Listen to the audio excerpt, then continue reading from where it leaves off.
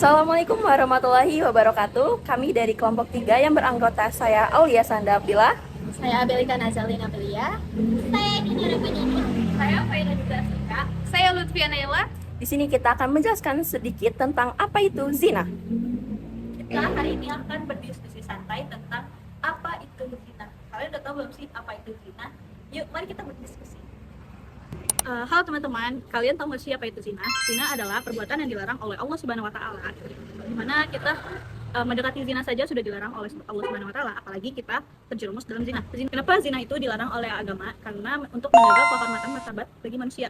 Karena Allah sangat menghargai martabat dan kehormatan lelaki maupun wanita. Kedua adalah zina dapat merusak nasab, karena saat zina itu melahirkan anak dan membuat keturunan lain yang di luar dari pernikahan sah, itu adalah tidak termasuk nasab oleh ayahnya, karena dimana itu sangat merugikan oleh anaknya. Tiga, zina itu merusak kepercayaan dalam rumah tangga karena diawali dengan nafsu. Zina itu dapat merusak kesehatan bagi mental ataupun fisik kita. Selanjutnya ada penjelasan dari teman saya. Nah, kalian udah tahu kan kenapa zina dilarang dalam Islam, tapi kalian ada yang tahu nggak sih apa saja perbuatan yang mendekati zina? Nah, dalam pandangan Islam sendiri, perbuatan yang mendekati zina itu dapat dikategorikan ke dalam jenis-jenis zina, di mana jenis-jenis sendiri ada dua, yaitu zina hakiki dan zina majazi. Zina hakiki sendiri adalah zina yang melibatkan hubungan fisik, misalnya hubungan badan antara laki-laki maupun perempuan yang tidak memiliki ikatan tali pernikahan yang sah.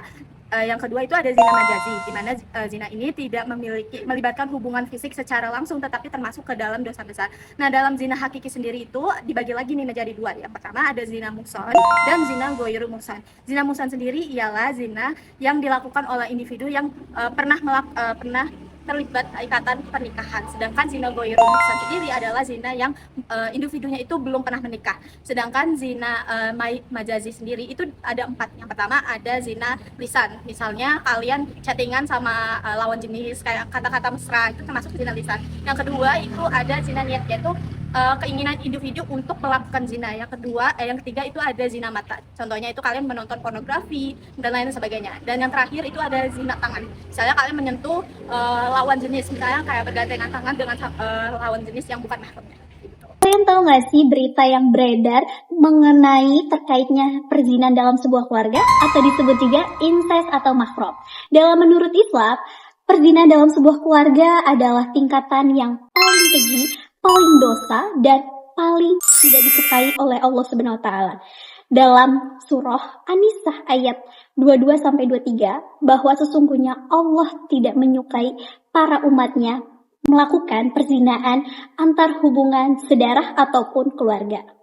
Maka dari itu ada dampaknya, teman-teman, mengakibatkan kehancuran mental dan penyakit genetik beresiko keturunannya yang cacat fisik ataupun bisa mengacukan garis keturunan yang tidak baik dalam silsilah keluarganya. Mencegah dalam Islam memisahkan tempat tidur anak laki-laki dan perempuan sejak usia 10 tahun dan memperkuat tiang agamanya baik orang tua ataupun anak. Yang sudah melakukan perzinahan dalam sebuah keluarga, bertaubatlah dan meminta ampun kepada Allah Subhanahu wa taala. Dosa yang sangat paling besar dibanding perzinahan biasa. Lingkungan sosial memiliki peran sangat penting dalam menjaga nilai moral dan juga keagamaan. Dalam konteks pencegahan zina, masjid dan komunitas keagamaan berfungsi sebagai benteng sosial yang mampu mengarahkan masyarakat, terutama dengan generasi muda, agar tetap berada pada dalam jalan yang benar sesuai dengan syariat Islam. Masjid tidak hanya berperan sebagai tempat ibadah, namun juga berperan sebagai pusat pendidikan keagamaan berakhlak, dan juga pedoman nilai moral, serta penguatan nilai-nilai keislaman dalam kehidupan sehari-hari. Nah, jika seorang muslim melakukan perzinahan, bagaimana sih taubat nasuha yang benar untuk dilakukannya? Yang pertama, kita harus menyadari bahwa perbuatan itu salah. Yang kedua, tidak mengulanginya dari perbuatan dosa tersebut. Yang ketiga, yaitu menyesali, serta diiringin dengan sholat taubat dengan benar. Zina adalah termasuk dosa besar yang merusak kehormatan serta keluarga maupun masyarakat. Nah, zina termasuk dosa besar, tetapi Allah Subhanahu wa taala Maha Pengampun lagi Maha Penyayang. Pintu taubat terbuka selebar-lebarnya untuk hambanya yang ingin melakukan taubat secara sungguh-sungguh, yaitu dengan cara taubatan nasuha. Tertera jelas dalam Quran Surat Az-Zumar ayat 53, yang dimana bahwasannya tidak ada dosa yang terlalu besar untuk diampuni jika melaksanakannya dengan taubatan nasuha. Nah, kalian sudah mendengarkan penjelasan singkat dari teman-teman kami. Mari kita berdiskusi santai dengan narasumber.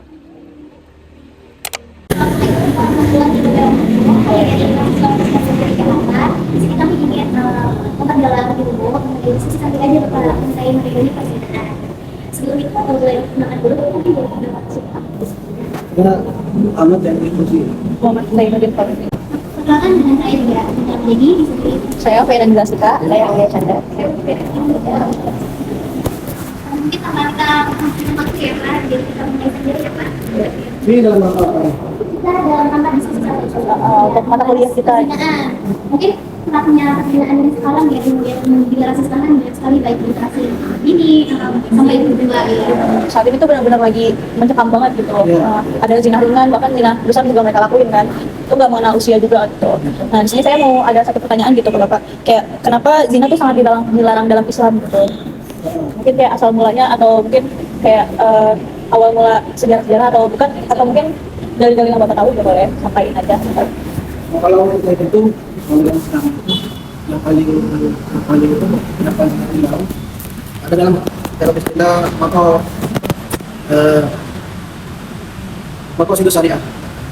Jadi ada 4 hal itu, diantaranya hifdun nasab, menjaga keturunan. Itu yang paling pokok kenapa zina itu dilarang. Karena kan nanti keturunannya akan bercampur dari mana, nggak tahu nanti dari mana, dari siapa bapaknya, kenapa dilarang. Dan itu penting untuk menjaga keturunan itu, makanya dilarang. Selain dosa besar kan, juga bisa merusak moral juga. Nanti di luar sosial itu akan tercemar orang tua di sini. Jadi yang paling pokok itu hifdun nasab, menjaga keturunan. Ada beberapa menjaga harta, menjaga hifdun nasab, menjaga nyawa manusia dilarang begitu. Dan juga diantaranya hifdun nasab. Jadi agar keturunan itu benar-benar tidak terjaga silsilahnya dari nasabnya dan bapak siapa, makanya dilarang sendiri. Nah, kalau zina kan nanti nggak jelas di mana bapaknya, kan nggak ketahuan dari mana, dari yang mana yang rusak nanti dalam nasab rusak, kan rusak. Itu benar-benar terjaga dalam Islam. Kenapa kita dilarang Islam? Lo harus benar-benar dijaga di situ. Makanya perintahnya kan di dalam Al-Quran itu dilarang mendekati. Mendekati saja sudah dilarang. Karena kalau sudah mendekati biasanya terjerumus. Karena dekat saja nggak boleh. Yang paling penting yang tugas jaga keturunan. Keturunan intinya. Berarti yang benar-benar tertata ya di Islam. Menjaga keturunannya, tidak lebih dari zina. Iya. Dan banyak yang dampak lainnya. Jadi orang akan mudah, orang itu akan lari dari tanggung jawab, dia kan yang besar. Kalau sudah kecil. Banyak. Ya dari psikologi juga banyak, dari moral juga kan. Yang paling penting itu yang paling pokok itu kan. Mungkin kalau dari mana ada bedanya? Kalau sebenarnya kan saya banyak ya. Itu kira-kira ada apa tadi sih perbuatan yang termasuk golongan zina? Misalnya yang saya tahu itu zina itu nggak cuma zina hubungan badan, tapi juga ada yang namanya zina mata, terus juga zina lisan. Kira-kira ada lagi yang termasuk golongan zina Ya itu dalam Islam? kan masuk ke pembagian macam-macam zina itu. Ada tuh yang saya ketahui itu, pertama itu zina al-lamam. Jadi itu perbuatan yang terkait dengan panca indera. Perbuatan pikir terkait dengan panca indera. Ya tadi maksudnya zina mata, seperti melihat seseorang dan disertai hawa nafsu. Itu maksudnya zina mata. Ada zina lisan, ngomongin orang tapi dengan penuh nafsu juga. Ngomongin kecantikan orang, zina lisan. Ada zina telinga, semua panca indera. Jadi mendengar teleponan, timbul hawa nafsu juga itu zina. Itu zina alam kan. Ada zina hati juga. Ada rasa ketertarikan hati yang memicu untuk timbul hawa nafsu. Itu zina alam. Ada zina muhsan. Zina muhsan itu hubungan badan tapi bukan yang halal. Tapi itu orang sudah menikah. Kalau sudah menikah tapi masih zina, itu zina muhsan. Ada zina belum muhsan, tapi yang belum menikah. Zina. Yang zina sama-sama berat. Nah kalau yang zina alam itu mungkin maksudnya tadi mendekati zina itu. Yang lainnya dari pandangan kan, sering dengar, itu bagian dari zina. Jadi tadi Bapak sebutin banyak macam-macam zina ya. Iya. Nah, jika seorang muslim terjatuh dalam perzinahan, bagaimana taubat nasuha yang benar-benar Islam? Iya Pak. memang salah satunya tuh, tapi tetap kalau sudah ketahuan begitu ya, tetap kan dilakukan sanksi gitu kan, dilacak atau di cambuk. Tapi kalau ya itu kan secara moralnya untuk ada untuk apa tulisannya gitu kan. Tapi tetap harus dengan taubat nasuha. Nah taubat nasuha itu ada 4 syarat ya. 4 syarat. Jadi yang pertama itu harus menyesal disertai penyesalan yang sangat kuat, mengaku bahwa telah berzina, menyesal. Yang kedua baru setelah menyesal bertakwa dan memperbanyak istighfar. Lalu yang ketiga berkomitmen untuk tidak mengulangi lagi. Yang sudah menyesal udah berhenti, benar-benar berhenti, nggak mengulangi lagi. Baru yang terakhir itu mengikuti dengan perbuatan baik. Setelah menyesal, setelah bertobat, setelah tidak berkomitmen tidak mengulangi lagi, disertai dengan perbuatan baik. Karena dengan berbuat baik itu nanti akan menghapus dosa-dosa. Jadi mungkin ditambah ibadahnya, perbuatan baik. Jadi yang 4 syarat. Kalau 4 kali lakukan, insya Allah tobat kita diterima. Sebanyak apapun bisa kita sama dia. Kalau benar ya, benar-benar pakai dekat. Dalam lingkungan kan banyak orang melakukan zina ya. Bagaimana sih peran dalam lingkungan seperti kayak masjid atau di rumah untuk mencegah zina, dan bagaimana mendukung pemulihan korban yang sudah termasuk terjerumus dalam perzinahan? Iya. Kalau lingkungan itu, ya kalau misalkan masjid misalkan, karena orang yang melakukan zina itu nanti sudah hilang iman dalam dirinya. Makanya yang perlu berubah adalah iman itu. Dengan cara mungkin kalau di masjid-masjid kan banyak perkumpulan zikir kan, sehingga iman itu semakin kuat. Dan sering dengerin nasihat-nasihat. Di antaranya kan banyak kajian-kajian di masjid itu. Kajian-kajian. Itu di antaranya memperkuat iman kita kan, sehingga orang itu tidak terus dalam kesedekatan. Banyak kalau di sini kan ada emas remaja masjid itu. Biasanya kalau malam Jumat itu sholat kan. Itu di antara salah satunya mereka.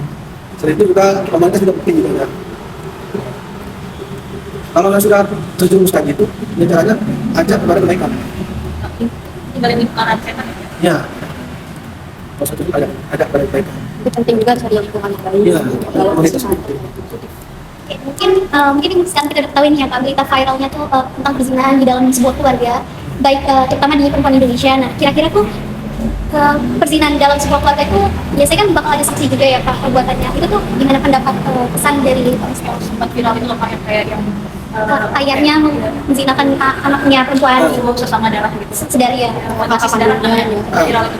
Terus banyak ditanya Kira-kira pandangan atau pesan dari Pak Ustadz dalam Islam seperti apa? sebenarnya ya saya kadang ini emang nggak masuk akal gitu kalau sampai orang tua Iya. secara nalurinya nggak ada sebenarnya itu nggak mungkin maksudnya atau nggak penyakit kelainan gitu karena nggak mungkin secara naluri itu nggak mungkin orang tua suka sama anak ya. Itu pun kakak sama adik kandung ya Iya. mungkin itu bisa jadi itu bukan hubungan langsung gitu. Karena sebenarnya nggak ada seperti itu ya lagi-lagi mungkin karena dulu imannya sudah Gimana ya? atau ada masalah apa gitu sehingga itu yang menjadi sasaran sebagai solusi. Saya kan begitu. Faktor sekarang masih internet. Ya, orang itu kan kalau mungkin dari pandangan nggak dijaga, akhirnya timbul hawa nafsu, masih tidak ada setan yang bisikin kan. Sehingga apapun dilakukan untuk memuaskan hawa nafsu. Ya. Lagi-lagi kembali kepada iman tadi. Iya. Buat Iya. anak supaya terjauh dari Harus zina. wakaf juga dari agamanya ya Iya. Pak. Dari kami itu aja pertanyaannya. Iya. Dan terima kasih ya Bapak udah meluangkan waktu. Terima kasih Bapak yang udah kasih tahu kita dari yang kita nggak tahu apa-apa. Jadi tahu. Itu dia penjelasan santai dari kami dan narasumber kami. Semoga bermanfaat untuk kita semua. Thanks for watching. Assalamualaikum warahmatullahi wabarakatuh.